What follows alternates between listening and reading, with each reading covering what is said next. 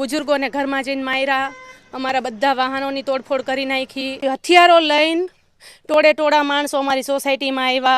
એટલે બહુ આપણને આમ કઈ આમ અને બીક લાગતી હતી કે આમાં શું થશે અને ઘણું બધું અમારું નુકસાન કર્યું, હવે ભરપાઈ કોણ કરશે? પરિસ્થિતિ તો બહુ ગંભીર હતી અને બહુ મારા ઘરમાં ગરી ગયા એટલે અમને ખબર છે। तो समाजना આગેવાનોએ કીધું હશે કે ભાઈ યાર જે મેટર હોય એ પતાવી દો। સૌપ્રથમ તો પેલા 15-20 જણાના ટોળા આવ્યા, પેલા ઘર પૂછતા હતા।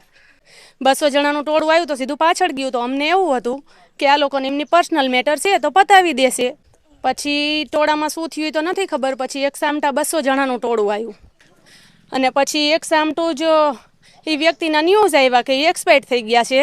એટલે અમને કંઈ એવો આઈડિયા હતો નહીં, અમારા કોઈ જેન્ટ્સ ઘરે હતા નહીં। બુજુર્ગોને ઘરમાં જઈને માર્યા, અમારા બધા વાહનોની તોડફોડ કરી નાખી, પછી હથિયારો લઈને ટોળે ટોળા માણસો અમારી સોસાયટીમાં આવ્યા। તો અમારી સરકારને અપીલ છે કે અમને ન્યાય મળે કે બેને ઝઘડો થયો તો ઘણું બધું અમારું નુકસાન કર્યું, હવે એ ભરપાઈ કોણ કરશે?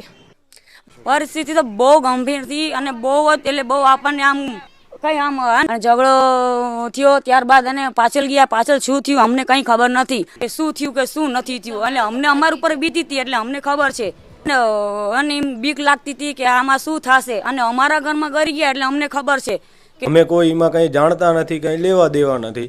તે જે તે સમયે જે બનાવ બન્યો હતો એ અમારા ઘરથી ને 3 કિલોમીટર દૂર છે।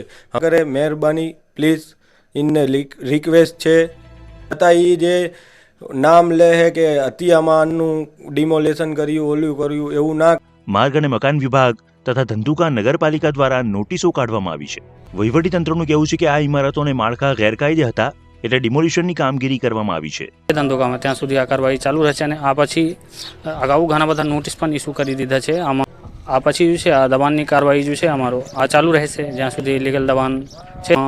RNB એસ્ટેટ 30થી વધારે નોટિસ ઇસ્યુ કર્યા છે।